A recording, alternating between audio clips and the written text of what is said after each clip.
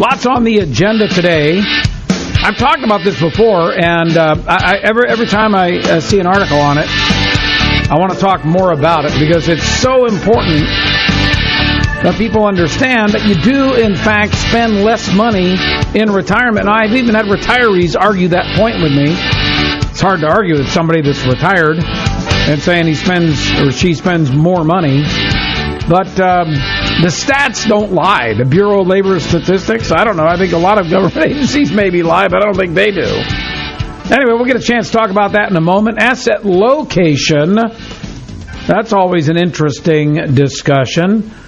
It's very, I'm curious about this because the obvious answer to locating your assets is you put your bonds in your IRA and you put your stocks in your taxable account because you get better tax treatment.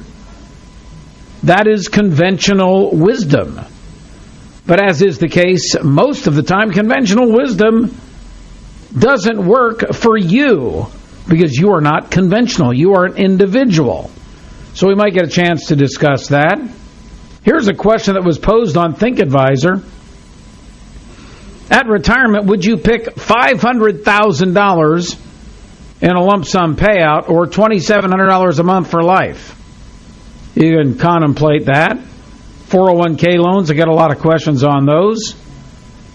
Borrowing from your 401k, et cetera, et cetera. But I start today with this.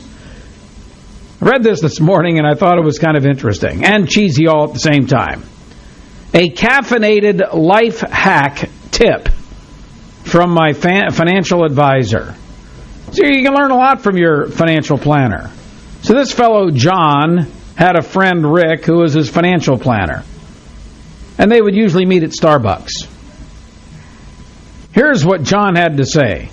We both participate in the Starbucks reward program, which, after earning enough points, lets the customer order anything for free. Uh-oh.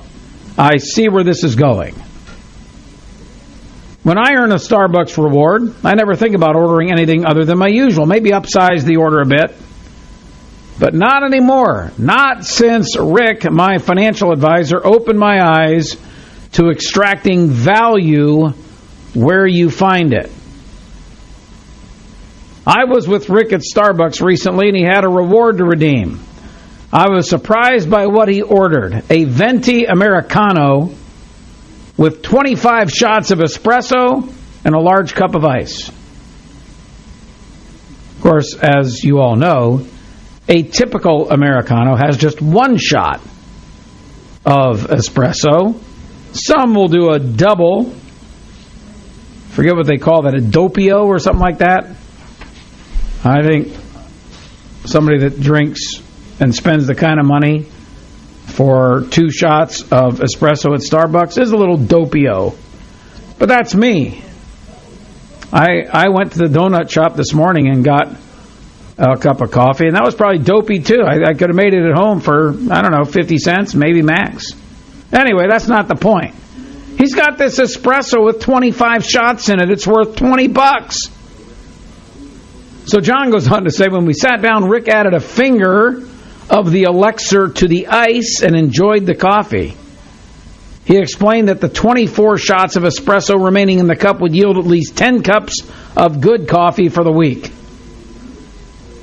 The Starbucks barista was at once impressed and worried by Rick's order and wrote on the cup, "Drink with caution." Well, good for him.